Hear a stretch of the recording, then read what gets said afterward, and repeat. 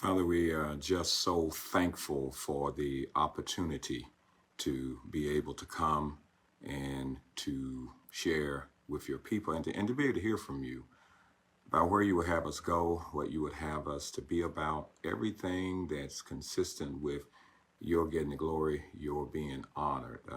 We are humble at the thought that you would use us and use us in a way that our minds can't even grasp, knowing that you're able to do exceedingly abundantly above all that ye could ask, think, or imagine.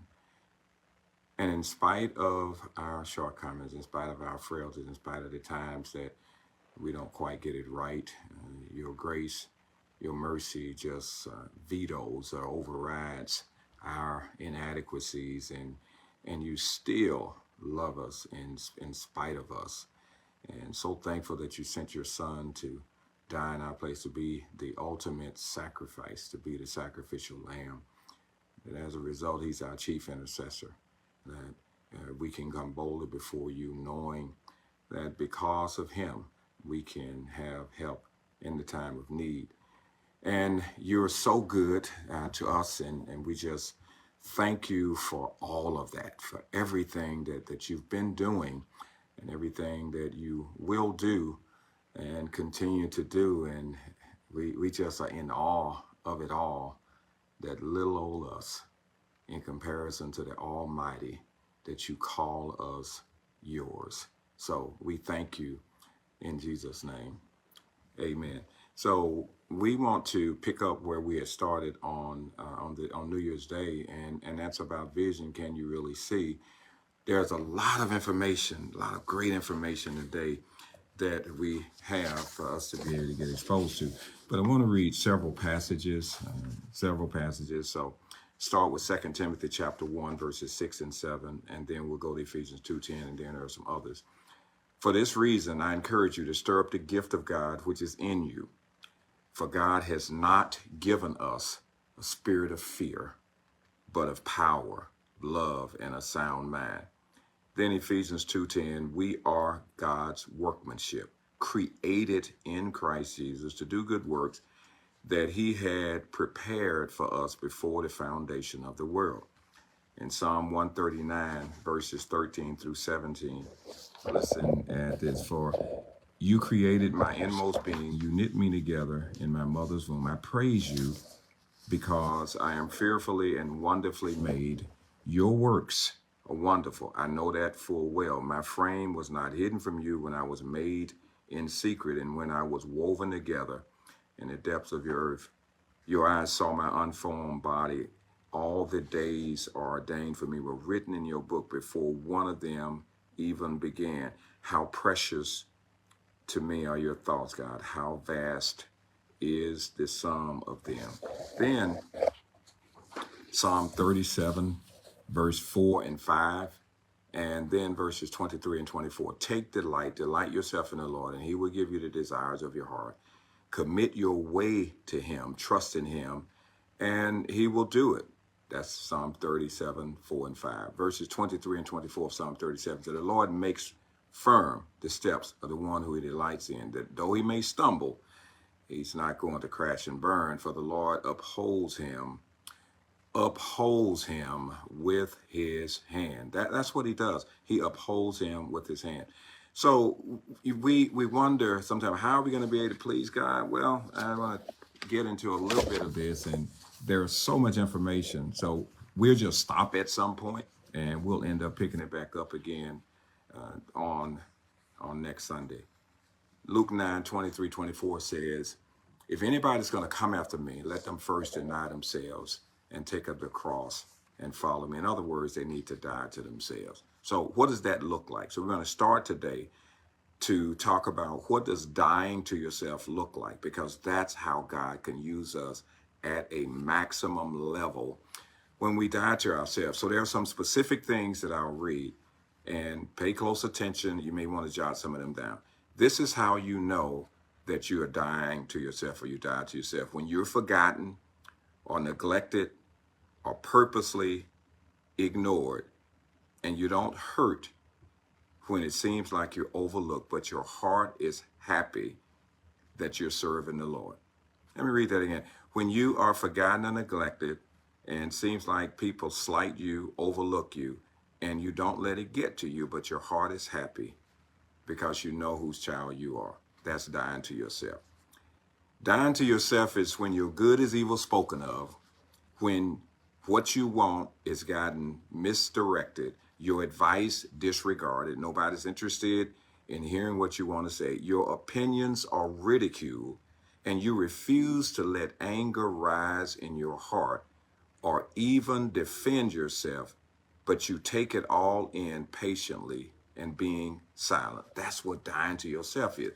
When your good is evil spoken of, when it seems like you're ignored, nobody's interested in listening to anything that you have to say. Your opinions are ridiculed, but you don't let anger rise up in your heart or even defend yourself, but you take it all in patiently in loving silence. That's how you know when you're dying to yourself. You're dying to yourself when you lovingly and patiently deal with anything that comes your way, any irregularity, anything that's not going the way you want, anything that annoys you. When you stand face to face, when people make bad decisions, when people are insensitive, you just keep going anyway. That's how you know when you're dying to yourself. You're dying to yourself when you're content with what you have. Doesn't matter what the temperature is, doesn't matter what the weather looks like, what you have to wear, the people that are around you, even when people interrupt you, even when it seems like you thought you had something going your way and you didn't, that's an indication of dying to yourself. It is dying to yourself when you never care to refer to yourself in a conversation or what you have to say really means anything, but you truly are okay even if nobody knows your name. Wow, that's dying to yourself. When you can see other people prosper, and although you have needs, and you can honestly say that you're celebrating for them and you're not envying them, you're not questioning why is God doing so much for them and little or nothing for you. That's what you call dying to yourself. You're dying to yourself when you can receive correction and reproof from one of those who even appears to be less than you, who you think, well, how dare you say something to me? But you can humbly submit yourself inwardly and outwardly, not having any resentment or rebellion because of what's being said. That's what dying to yourself looks like. You have to ask yourself then, are you dead yet? How close are you? Our goal is Philippians 3:10, that we may know him in the power of his resurrection, the fellowship of his suffering, being made conformable unto his death. Now, we've been talking about vision and that you get it and that you do the things that God wants us to be about. And so part of this has everything to do with our attitude. So the next thing I want to share with you is, what are some of the habits of people who mentally strong? So these are part of the things that God actually puts down inside those who have embraced the vision or are cooperating with him and are not relying on themselves. So there are 11 habits of mentally strong people. Number one, you fight when you already feel defeated. Mentally strong people fight when they already feel defeated. The second one, you are okay with delaying gratification. When things don't happen as quickly as you want them to, you're still okay. These are indications of mentally strong people. You have to make mistakes, and sometimes it might look foolish, but you don't try to justify or make excuses. Mentally strong people, this is what they do.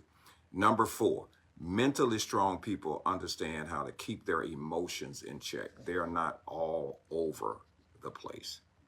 They're balanced. You're not seeing them just getting overwhelmed or distracted by things. Mentally strong people. The fifth is, even when you're afraid to make a call, you make the call anyway. That's what mentally strong people do. They're not second guessing themselves about it because they have a level of confidence. Number six, a level of confidence in their One, previous experiences, but two, their reliance on the Lord. It's just knowing that their strength does not come from themselves. It is given to them from above. In other words, they are empowered from on high. Number 7, you lead even when nobody else is following. But that means you're going somewhere. You lead when nobody else is following. That is, if you know that you're headed in the right direction, you just start going. And that you know, if it is right, there will be somebody, because you will not be walking alone. The 8th, you focus on the details even when it's tedious, doesn't make any sense. Even when you say, I don't have to do all of this, you focus on the details all the time. Number 9, you have to be kind to people, even when they are rude to you. Yeah, right. Okay. Yeah, you have to be kind to people, even when they're rude to you. And number 10, you have to be accountable for your actions no matter what. You have to be accountable no matter what. And finally, you have to remind yourself that the world does not revolve around you, and your personal agenda, you have to be willing to put it aside. Your personal agenda, you have to be willing to put it aside. So if he's not given us a spirit of fear, back to 2 Timothy chapter 1, if he's not given us a spirit of fear, the biggest thing, or the biggest hindrance in terms of embracing the vision that can only come from him is fear of mistakes that have been made in the past and not feeling as though it's going to turn out right this time. So we want to walk you through some things about how do you face your fears and overcome your mistakes. This will be the latter part of what we'll talk about today. How do you face your fears and overcome your mistakes?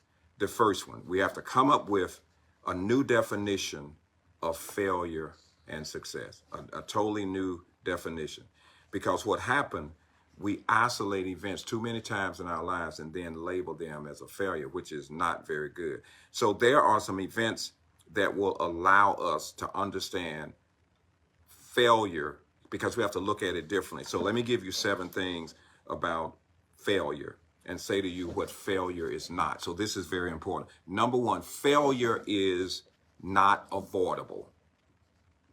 We are going to not get it right at some point in time. Failure is not avoidable. Everyone is going to blow it at some point.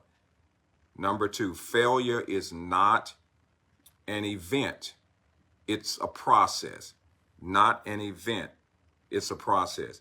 It's a result of neglect, something we did not do.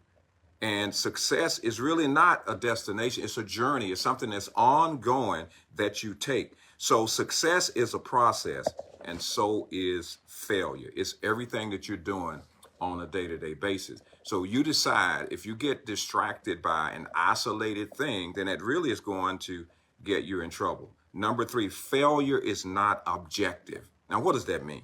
You're the only person who can label your actions as a failure. Okay? You're the only one that can label your actions a failure. What somebody else has to say, that doesn't mean anything. So you declare yourself to be that. You declare yourself to be a failure. Number 4, failure is not the enemy. Now get this, man, this is, if nothing else you get today, get this. Failure is not your enemy. It takes adversity to achieve success. It requires adversity to achieve success. You know what it's like? It's like fertilizer. Adversity is like fertilizer. And what does fertilizer do? Oh, it brings it up even more than what it is. You fertilize something, you expect heavy growth. And here's the thing. Number 5, failure is not irreversible. Oh yeah, it can be turned around. You can make a correction. Let's just say you're driving. You miss an exit. You can correct, get off, get back on, go where you need to go. Failure can be reversed. Number 6, failure is not something that puts a permanent mark on you. If you look at it properly, if you look at it properly, you can make failure a step to success. It's that I learned this. I learned it. And then there's something as a result. Number 7, failure is not final. It's a price we pay to achieve success. If we learn to embrace this new definition of failure, we can move ahead. It's the price that you pay for success. Failure is not final. It's the price that you pay for success. That's what this is all about. So the point number 1 said, as we sum it all up, we have to get a new definition of failure and success. Number 2, if you have failed, you have to ask yourself, are you a failure? And then you can remove that you out of that. Take the you out of failure. There are 3 ways people respond to the fear of failing. Let's see if this is you. Paralysis. Paralysis. People stop doing anything that might lead to failure. All of a sudden they freeze. They don't do anything. They just flat out freeze. They don't do anything. That's 1. Is that you? Number 2 is procrastination. And you know what that does? That steals time and productivity. I'll put it off. I'm not going to do it. Might not do anything. So when I mess up, then I may just stand and look at it, not do anything, or keep finding a reason to not take this step again. Then the other thing is to become purposeless. That's the avoidance of pain of making mistakes. I don't want to do it again. So inactivity, you got to remember, you cannot avoid fear. You got to make a decision. You can conquer it and understand God didn't give it to us. So if he didn't give it to us, then that means that we are choosing to embrace it on our own. You have to know that you will make mistakes. That's okay. And as soon as you take action, then it will not overwhelm you and constantly remind you of that. Now, here's another good one. Experience gives you the chance to gain a new level of competence. I can get it right. I can get it right. But it all begins with doing something. So fear, it also paralyzes people who do great things, because sometimes they stop because you have to be willing to get back in. You have to be willing to get back in. Athletes have a great way of showing us some things. Sometimes in which they go and they try to execute something that the coach has said and they get it wrong, and the coach may scold them for not having gotten it right, and then they come back and they put them in and they realize, had I looked in that direction the last time, I would not have made that mistake. When I go back in, I will approach it in a different way because I learned what not to do. Learning what not to do is just as great as doing it right, because now you know what to avoid. You are able to become so much better as a result of not having gotten it right. Number 3, get off failure freeway. Just get off. People get so used to failure, they keep making the same mistake over and over and over again. And most of that it's self-reliance. So if you always do it, then you just can expect it. People who stay on the failure freeway, they see everything as an obstacle or is somebody else's fault.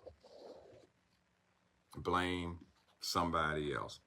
So you got to change your response to failure by accepting responsibility. People react by, 1, possibly getting angry and taking their frustration out on other people. They cover up their mistakes. Is that you? Or have you seen people speak around, try to pretend it didn't happen? Or they speed up, they try to leave everything behind to try to make people forget that it was done, and nothing has really changed. Or they back up. They may lie, then they try to cover it up, and it's difficult to admit it, but that has everything to do with the insecurity that individuals face, and they don't have confidence in who they are and what they're supposed to be about, or they just give up. They just flat give up. But every failure is the opportunity to make the right decision or to take some action that's going to make things so much better. You have to take full responsibility, admit it, and keep it moving. It takes character. We need to get ahead of ourselves and take responsibility for our action. Basically, that's what it boils down to. Don't look for somebody to blame. Because when it all boils down, when the day of reckoning is coming, the only thing that the Lord is going to look at is you. He's not going to say who was around you, what were all those things about. He said, what about you? And what have I done for you? And when he has provided you with the ability to think, then that means that you're in a position to make a decision. Number 5, don't let failure outside of you get inside of you. Let that sink in for a minute. Don't let failure outside of you get inside of you. No matter what happens to you, failure is an inside job, not what you've done. It's when you choose to internalize, I am a failure. There are some situations we don't have absolutely any control over. There are things that we just face. We don't know who we're going to meet. We don't know what their agenda is, but we can only control how we choose to respond. So get the attitude right in order to be able to do it. There's one thing about when you start talking about human behavior just naturally in that respect, you get what you expect. You get what you expect. And that gets back to the whole dominant thought theory. What you focus on, what you keep focusing on, is what you internally decide, this is what I'm going to pursue or what I'm going to be about. It's just like now, the way the weather situation across the country now is with the ice, the snow, the rain, is that there are some people who have already determined what their day is going to be like right now, what it's going to be tomorrow, trying to figure out what they're going to do the next day. And they're going through all of that and deciding this is not going to work, that's not going to work. And it's to say, really? Like, really? Instead of the awe and the wonder and the majesty of what we're experiencing now, to think that this great God could let snow, sleet, rain, freezing rain, roads, highways come at the same time at his beckoning call, and the awe of it all, to look at his marvelous works, instead of this is so awful, so terrible that the weather is like this and why is it that, instead of the awe of the master. Has everything to do with how you go about doing it. People who bounce back, and they can, you can cultivate it by learning contentment. By learning contentment. So contentment is what? It's not keeping your emotions all wrapped up. It's not maintaining your current situation. That's not contentment. It means having a good attitude as you work yourself out of it, which means it doesn't matter. It doesn't matter what you're dealing with. In Philippians 4:11 and 12, it said, I have learned how to be content. I've learned how, because I know what it's like to have much. I know what it's like to have little. In other words, that tells you that transitions, changes in circumstances is where contentment is learned. It's not just everything is everything and everything is the same. It's not power. It's not money. It's having the right attitude. Solutions are in there. Solutions are only needed when there's a problem. If there's no problem, you don't need to have an answer. And if there's something that's not a challenge, you don't need hope. No matter what happens, it's your attitude. No matter what happens. Limitations are created in our minds. They're there because, like, I don't think I can do that.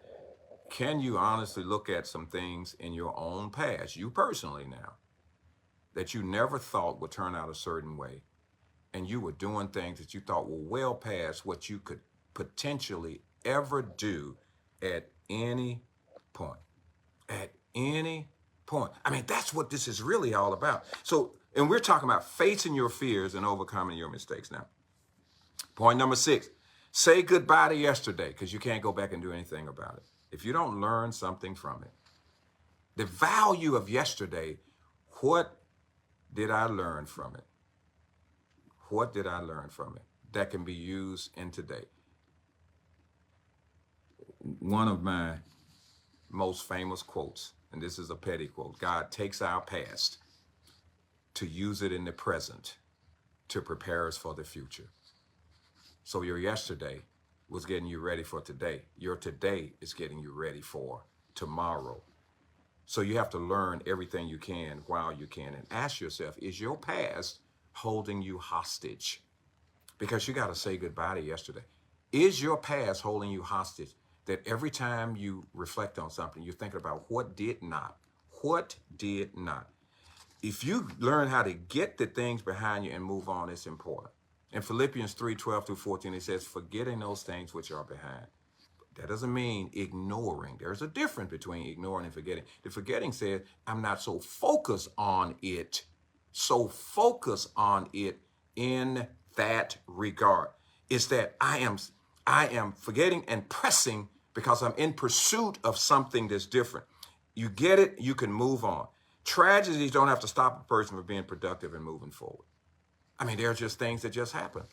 There are uncontrollable variables that we always have to have a major response to. There's so many uncontrollable variables. You can have the best plan, and that's the reason why it's so good to know. God allows us to plan, but he says, if you just give me your plan, Ephesians 3:20 says, I'll do something past that. I'm going to take it, make it mine, and give it back to you with everything that you did not have in it, I will put in it. And he says, do you trust me? No matter how dark your past is, no matter how many things have happened, in spite of all the pitfalls, all the things that you've had, how dark your past is, does it have to color your future? Does your dark past have to color your future? You can always change it, because people either experience one or two things: breakdown or breakthrough. You will either break down or have a breakthrough.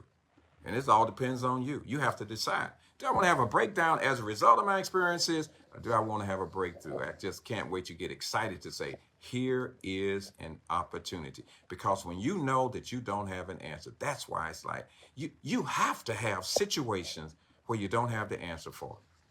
If you did not, you would not be walking by faith.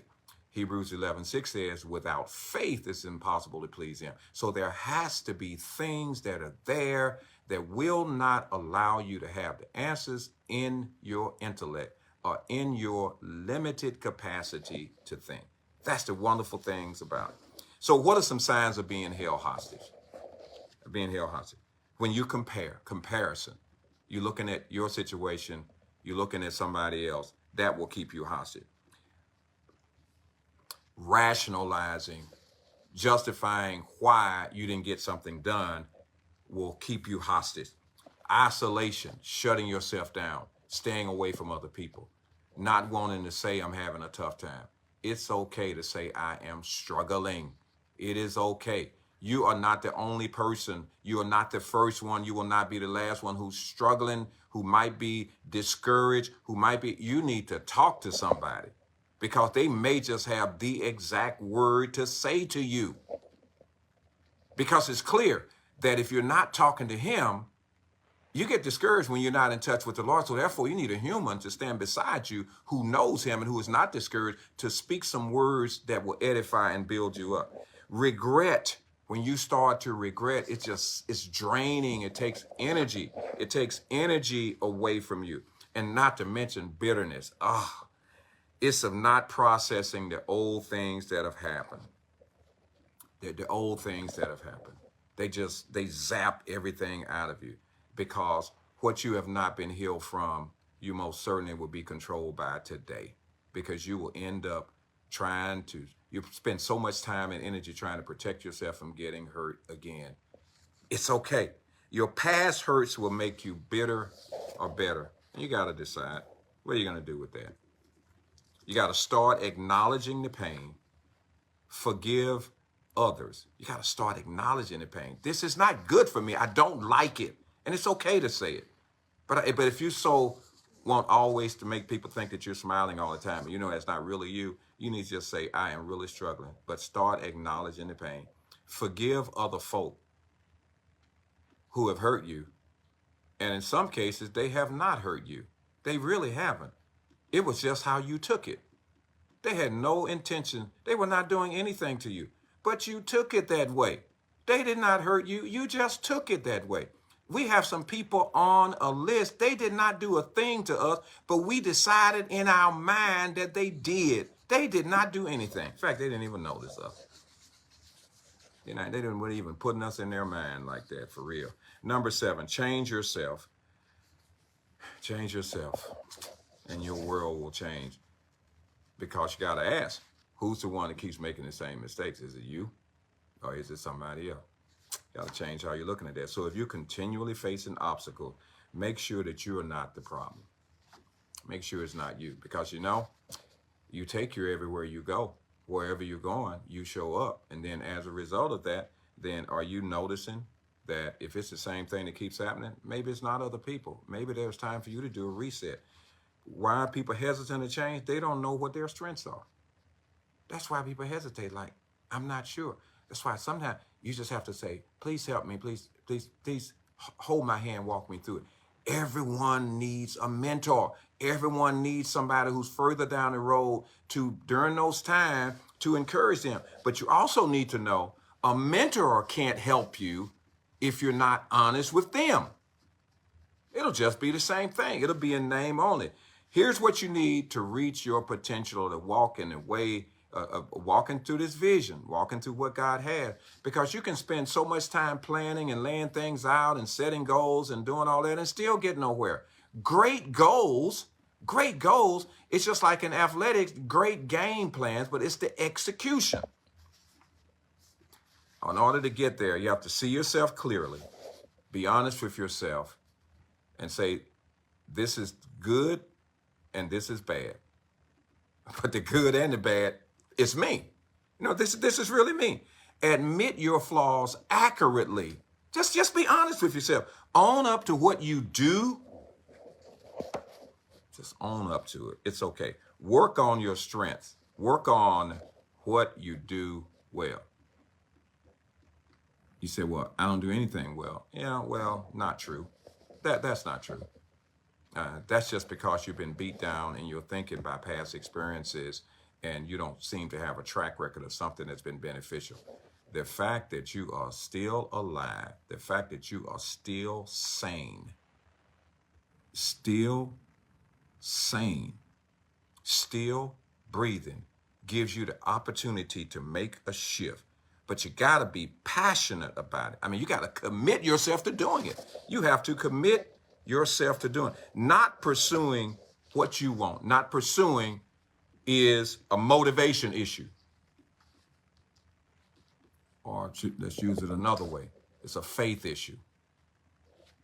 Because when you look at you and start sizing you up for what you face, and you feel so inadequate, we have to ask, where is your faith in him? He made everything. He has a plan for you. You're his workmanship. So if you look at your own limited capacity and limited resources, we're already done. Instead of, I want to release this to the Lord. Every situation that you face, he says, if you just let me have it, I'll do something with it. It's already got you.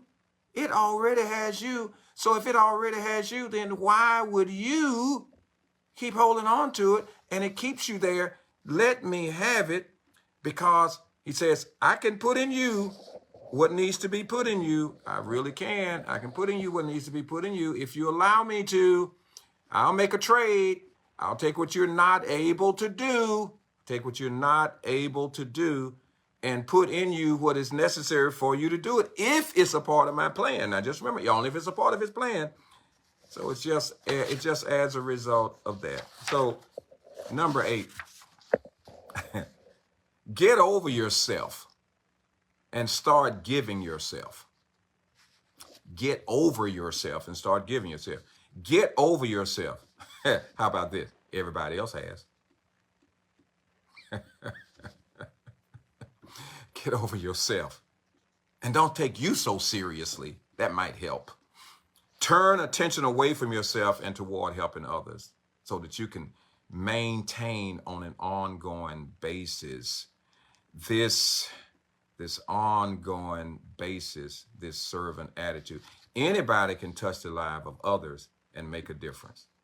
There's always something to do. If you have a history of repeated failure, you may have to find another way of thinking. If you know that's what the deal is, you got to start doing something different.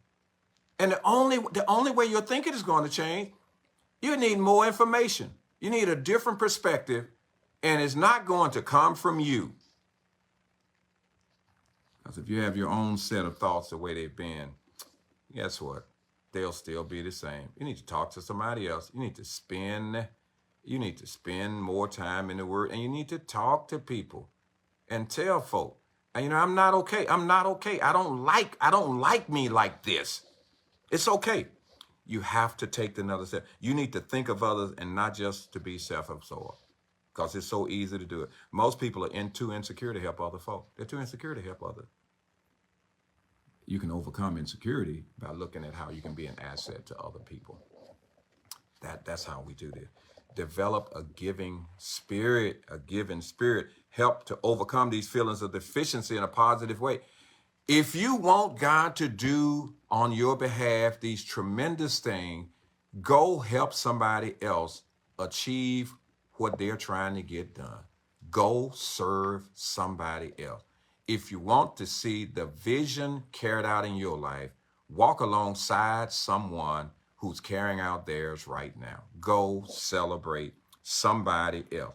If you want to overcome failure, get over yourself and start thinking of others. Get out there and walk alongside and help somebody else. Somebody else.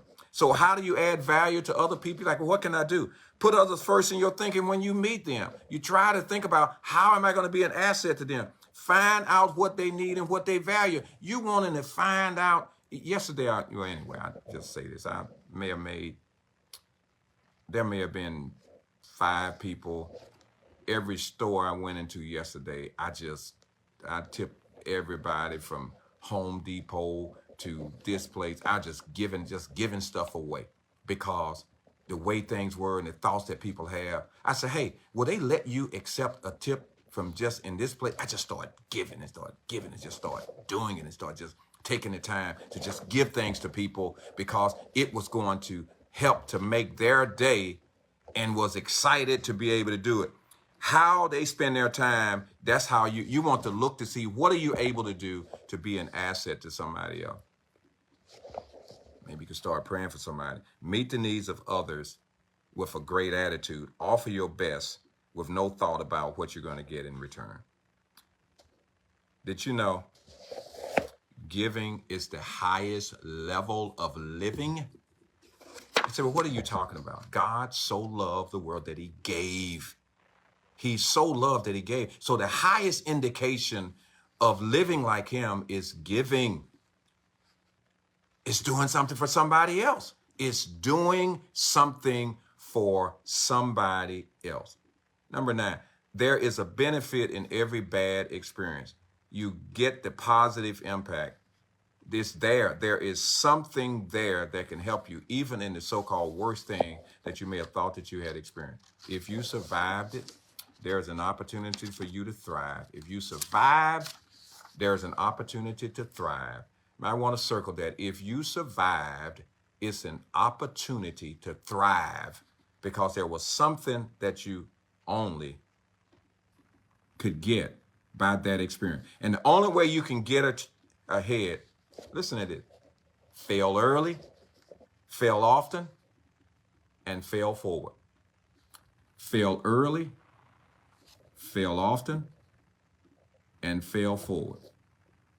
Because when you don't get it, as long as you're still headed in that direction, fail early, fail often, fail forward. Because what that really means is, if you're not trying something, you're not going to have there's not going to be anything that's going to be accomplished. If you're not trying something, you got to be trying something. So every dream that people achieve comes from attention to the process, because it says what comes next.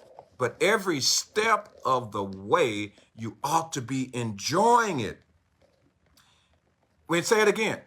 The success comes from repeated failure. It comes from repeated failure. It comes from it not being right that time so you can get it right the next time. Adversity should be expected. You're not, everybody's not going to be cheering for you. And I know you're super sensitive like that. I know you really like it and all of that, whatever. But everybody's not going to be cheering for you. They just are not. They are not going to be cheering for you. Accept that. The benefits of adversity are many. It creates resilience. Here's the short version of the quote. Adversity breeds resilience. Prosperity breeds softness. You don't learn very much when everything's going your way all the time. You become so complacent. That's why adversity breeds resilience. It develops a maturity. You need to have some situations that are not going exactly the way you want them to go in order to mature, because it makes you stronger, even makes you more flexible, because you recognize it's not about you. We face people and overcome challenges. We need to have them. You won't even know how strong you are unless you face something. Adversity pushes the envelope for the next thing that you're going to do that's great. Wow. It pushes the envelope. So don't be in a hurry to try to get over something, to try to end it. Soak in it and learn in it, and you'll be able to get out and learn. It provides greater opportunity. It provides great opportunity, and then it teaches you how to be innovative and how you can come up with other things that you can know how to do. And there are some unexpected benefits, but it motivates you. It's a great motivator. There are always positive benefits from a negative experience. We just have to look for them. We just have to look for them. I'm going to let you catch your breath for a minute. I'm just going to let you catch your breath for a minute. I'm going to give you a 30-second cool down, and then I'll be coming right back.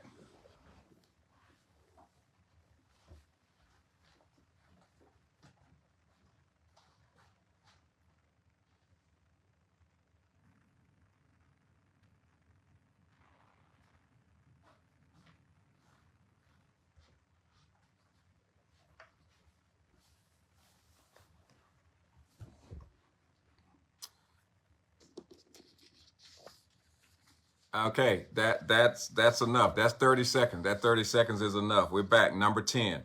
You have to be willing to, we'll use the term risk, but it's not a risk per se. That's the only way to fail forward. You have to do something different. You've got to do something different. I mean, now here's the deal. Man, I could eat grits every day. I mean, I am a grit fan. I could eat grits every day, and all I need is some honey to put on those grits. Some of you are probably saying you would never do that, but that's okay. That's how I like them. So, it's your problem if you don't like them like that. I do, and I could eat them every day. But it would not be good for me to eat them every day, all of the time, if that was all that I considered, because that would not take me very far. I need something more than that. Okay, Sherry. I need more than grits. So if that's all that I do, then I'll become a grit. That's what I'll become. I'll become grits. And if that's what you want to do, then you keep doing it the way you're doing it. Nothing can be accomplished if you keep doing it the same way. It allows you to pioneer some things if you take the next step. How do you judge if something is worth the risk? It must be evaluated. So you got to decide, am I going to try something different? And you got to know if it's going to benefit other people primarily and not you, then you're on the right track. All right, get this one. If at first you do succeed, try something harder. If you can do it just like that, you're not being stretched at all. You need to be stretched. If it's routine upon routine upon routine, the same thing that you know how to do without thinking about it, oh, you're not being a good steward. You're minimizing, your capacity. Because you don't have to think. You need to try something harder than that. You need to be strict. Decide what you're going to. You got to get something out there in front of you beyond what your now is. Everything has to be taken to the high level, and you can't look for the safe places all the time. The predictable one, trying to avoid something that's going to make you uncomfortable. If you're not uncomfortable, you are not going to grow.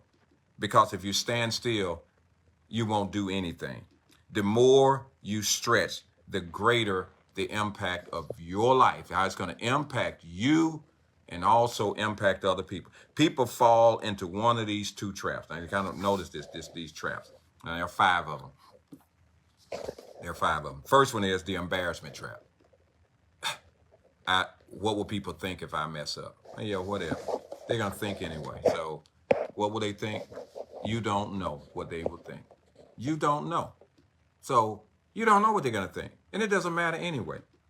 Then it's the rationalization trap, because people who always second guess everything they do and then decide it's not important. You find yourself stuck because you're second guessing and you keep spiraling. You keep trying to wonder, should I try this? Should I try this? Should I try this? And you don't do anything. You look up, another day has passed and everything you said that you were going to consider is just still there and it's not going anywhere. Then the third one is this unrealistic expectation trap, because you start thinking, I can't get it right. I can't get it right. It's going to require your total commitment. Anything that has value, anything that's going to have impact, anything that's worth anything will require all of you. It will require your total personhood involvement, not some parts of you, all of you. Which means if you can't totally buy in and completely get in on it, don't bother. Do yourself a favor and everybody else. And then it's the fairness trap. Life is not fair. Okay, well, so what? All right, life is not fair. That's just a fact. Because life isn't waiting on you. There's just too many things going on around you. Well, it's not fair. And people saying it's not fair. And, okay, anything else? Latest news, it's not fair. Who needs fair? Who needs fair? What we need is opportunity. We don't need fair. We need opportunity. Then timing. The timing trap. There is no perfect time to do anything. You can't wait. You can't wait for all the lights to be green before you leave the house in order to make sure that it's going to turn out right. Like, there is no perfect time. What about now? What about now? And then it's the inspiration trap. Is that when I feel like it, when I get everything together, I'm inspired. When are you going to do something? How safe do you want to be? Again, if you are not doing anything that will push you, basically you're not doing anything.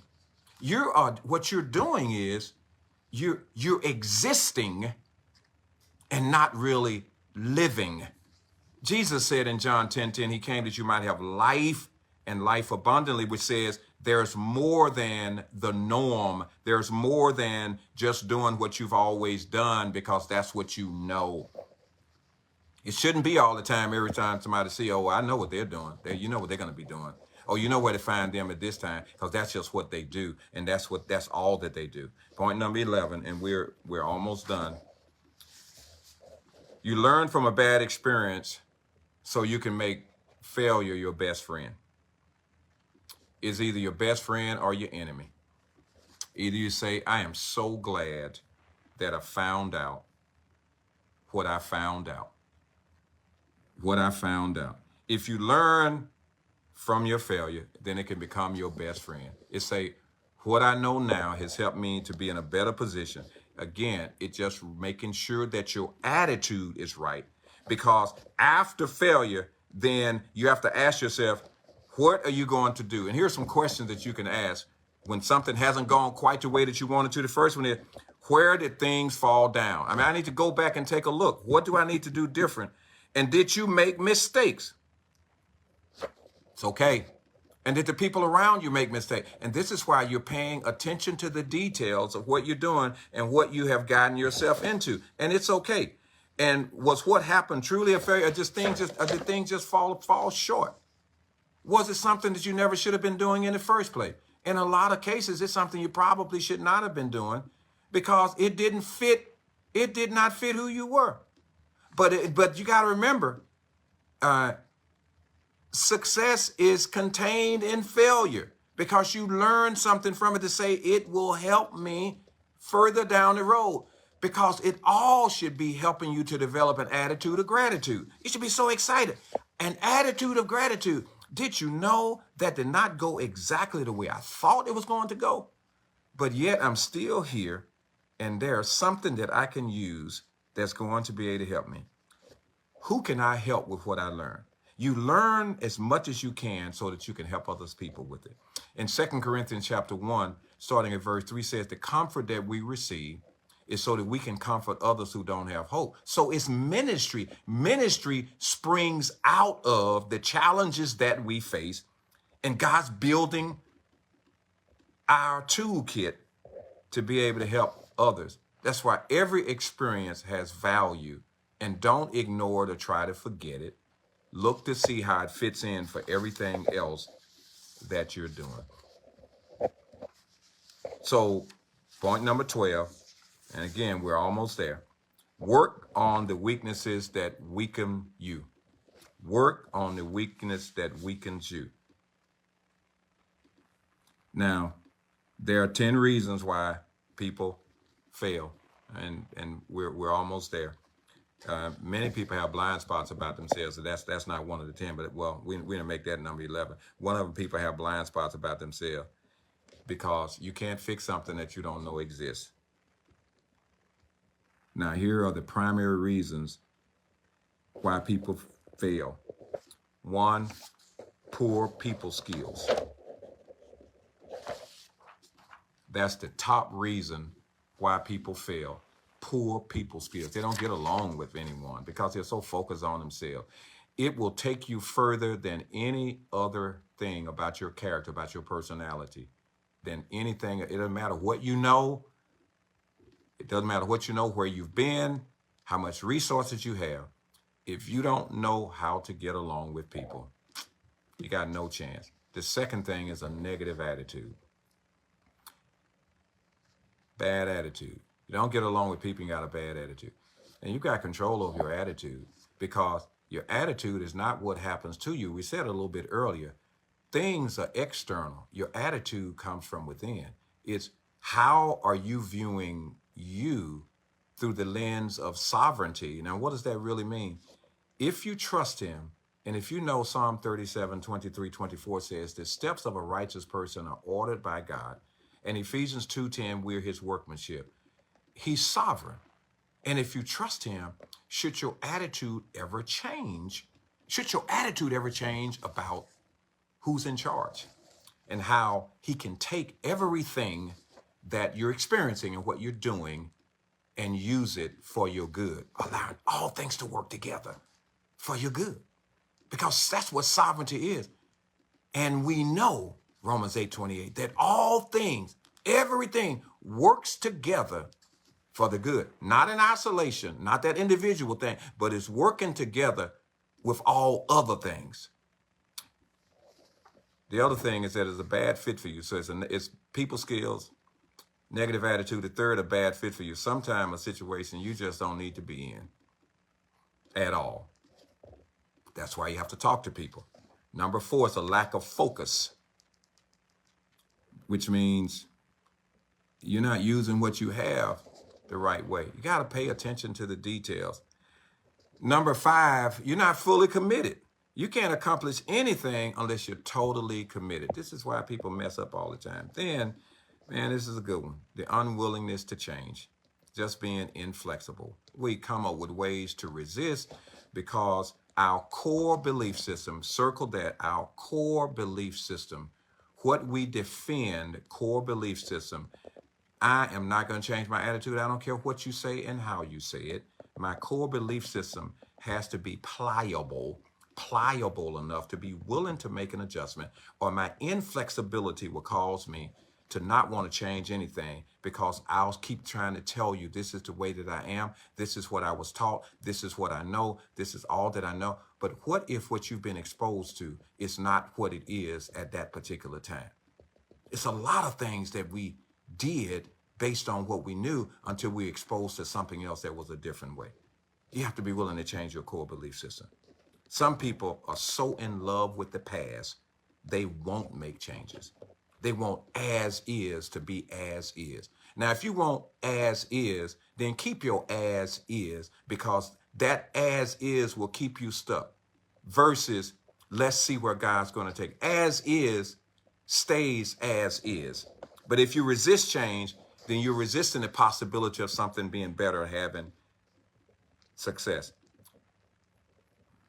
In a shortcut mindset, trying to get it over quickly, trying to get something done, always trying to do that, because it only comes through persevering. You have to persevere through something to get it right. Cutting corners is a sign of impatience and poor discipline. And then number 8, when you rely on talent alone, or what you think you know and how you thought you could do it well and all of that stuff, that won't, when you skip hard work, that's not going to make things any better. No shortcuts. Forget about that. Then number 9, poor information. Poor information, acting on poor information. Like, who are you talking to? Who are you talking to? Who are you renting your ears to have free brain space? Who are you leasing your ears to have free brain space? That you're giving them access to your mind. Access to your ears gives access to your mind. Access to your mind drives your decisions. So who are you giving this free space to? And then finally, not having any goals. Many people don't even allow themselves to dream. So you have a lot to work through, and we don't want to go past this, what we have now. This is a lot. You might want to go back and listen again, because that will be helpful, because it's much coming at one time. You might want to go back, take some notes. You may want to share this and let some other people know how much it can benefit them. But make sure you get it first. You get it so you're able to walk alongside other people and say, 1, this is how I am applying this. Apply, then pass along. Apply, then pass along. Apply, then pass along. Get it, implement it, and then say, hey, I want to walk alongside of you to tell you how I was thinking, how I was looking at things, and the changes that I have made, and the changes that I've made. Because you must know that familiarity breeds complacency, because what you'll find is that just the familiar thing that you're doing all of the time will cause you to not really pay attention. You won't really pay attention to something, because it's like, think about even an order of service at a church. There's an order of service, and if you move something around, it's that people can get so unraveled about things that don't really matter. It's not that serious. That's part of what goes on. Part of what goes on is because we like predictability. Our humanity likes predictability and what's coming next. That's why some people can't even wait to read a book. They start jumping ahead, and sometimes they jump all the way up to the last chapter and read chapters ahead, trying to figure out where it is really going. Can't even enjoy the journey. We walk by faith and not by sight. We walk by faith and not by sight, which means you could lift up your foot. If you're talking about walking with our Lord, you could be lifting up your foot for where you think you're about to place it down, and he might say to you, about face, while your foot is in midair, and you've got to be ready to make that shift. In Luke chapter 9, verses 57 starting, it said, birds have nests, foxes have holes, but the Son of Man has nowhere to lay his head. So in other words, he said, be ready to shift. Be ready to shift. If you want his best, you've got to be ready to shift. If you want his best, you've got to be ready to shift. Now, if you want your best, do it the way you've always done it. If you want your best, if you want the limited capacity of your ability to see your way toward pleasing him, you're already in trouble, because he said without faith it's impossible to please him. You can't please him doing it your way. Because it says we walk by faith and not by sight. Your vision, what do you see? You walk by faith and not by sight, which tells you some things you won't become aware of until he shows you after you've completed the step in front of you now. You don't need to know the next step until you take this one. Then there's a need for the next one. You don't need to know what your next two steps are. You need to know this one. You really just need to know this one that you're taking now. When that one is completed, then you're ready for the next one. So in the meantime, don't ask him to give you a bundle. Like some of these companies want to make these bundles of stuff. Don't ask God to give you a bundle. He's not going to give you a bundle. He's going to give you a step. Take that one. So, Father, we just thank you for the challenge. Thank you for what you're doing. And for those who have tuned in now, those who will tune in at some point, those who they will share with, that they're able to receive what you're saying so their lives can be dramatically changed and have an impact for the better. And as a result, you will be pleased because they'll be walking by faith and not by sight, knowing that without faith it's impossible to please you. So we thank you for the pleasers of you, not of other people, not being a people pleaser, but a pleaser of you, knowing that without faith it's impossible to please you. So watch over them as they go, and we thank you in advance for the harvest. In Jesus' name, amen.